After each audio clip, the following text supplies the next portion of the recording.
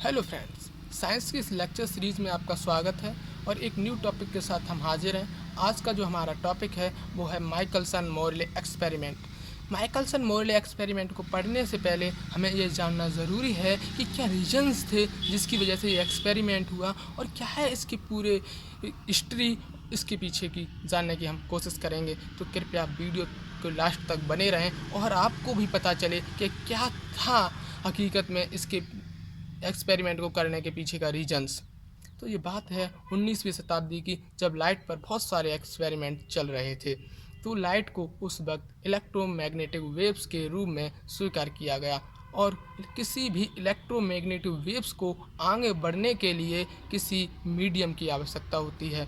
तो उस समय बताया गया कि जो लाइट आ रही है वो इलेक्ट्रोमैग्नेटिक वेव्स है और जो मीडियम बताया गया वो मीडियम ईथर है, एक इमेजिनरी मीडियम ईथर है। और कहा गया कि जो इमेजिनरी मीडियम ईथर है वो हर जगह कांस्टेंट रूप से भरा हुआ है और हर एक ऑब्जेक्ट में वो इक्विवेलेंट रूप से भरा हुआ है। तो जब ये कहा गया तो बहुत सारे वैज्ञानिकों ने इस पर एक्सपेरिमेंट करना स्टार्ट किए और उन्होंने एक्सपेरिमेंट किए कि यदि कोई भी यूनिवर्स में, स्पेस में कोई पार्टिकल्स मोशन कर रहा है और यदि ईथर कांस्टेंट है तो इनके बीच रिलेटिविस्टिक मोशन होनी चाहिए, जो हमें गैलीलियन एक्सपेरिमेंट के द्वारा पता चलती है। गैलीलियन एक्सपेरिमेंट क्या था कि उन्होंने बताया था यदि कोई एक ऑब्जेक्ट या कोई फ्रेम कांस्टेंट है तो उसके रेस्पेक्ट में हर एक चीज़ रिलेटिविस्टिक मोशन करती है। तो वैज्ञानिकों ने यही अप्लाई किया इस चीज़ पर और उन्होंने बताया कि यदि कोई स्पेस में मूविंग कर रहा है कोई पार्टिकल्स और ईथर कांस्टेंट है तो उनके बीच रिलेटिविस्टिक मोशन होनी चाहिए। तो इसका विरोध करते हुए अपनी एक हाइपोथेसिस दी वैज्ञानिक हर्ट्ज ने, और वैज्ञानिक हर्ट्ज ने बताया कि ईथर किसी भी मूविंग पार्टिकल्स के साथ उसी की वेलोसिटी से उसी डायरेक्शन में मोशन करता है। और उन्होंने इस तर्क को गलत कर दिया जो रिलेटिविस्टिक मोशन का था। उन्होंने कह दिया कि कोई भी उनके बीच रिलेटिविस्टिक मोशन नहीं होगी। किस किस के बीच? एक मूविंग पार्टिकल्स जो स्पेस में मोशन कर रहा है और एक इमेजिनरी मीडियम ईथर के बीच।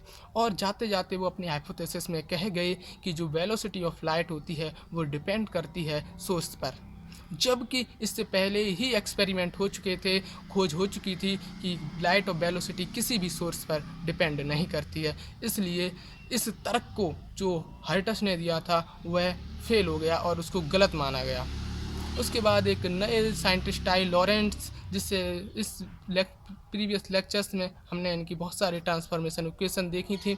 तो लॉरेंट्ज ने बताया यदि हम पूरे यूनिवर्स को ईथर से भरा हुआ मान लें और उसमें किसी पार्टिकल्स को मोशन कराएं तो वह जो पार्टिकल्स होगा जो कांस्टेंट ईथर है उसके रेस्पेक्ट में या तो वह कांस्टेंट वेलोसिटी से मोशन करेगा या तो ईथर के रेस्पेक्ट में कांस्टेंट रहेगा। तो इसी निष्कर्ष के ऊपर माइकलसन मोरले एक्सपेरिमेंट, अपने बहुत सारे एक्सपेरिमेंट किए और ये एक्सपेरिमेंट समथिंग 8081 या 8087 के बीच हुए थे।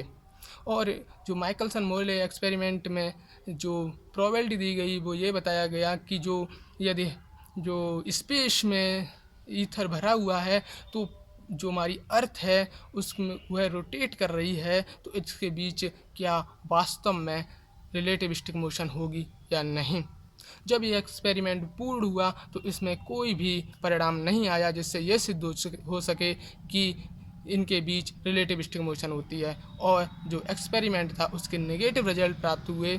और इस एक्सपेरिमेंट के आगे की जानकारी लेने के लिए आप बने रहें हमारे साथ। और इस माइकलसन मोरले एक्सपेरिमेंट्स की जो डेरिवेशन है, इसका जो फार्मूला ड्राइव्ड है और इसका जो कंस्ट्रक्शन है वो हम नेक्स्ट वीडियो में देखेंगे। तब तक बने रहिए आप हमारे चैनल के साथ। लाइक शेयर सब्सक्राइब ज़रूर करें। Thank you this watching this video.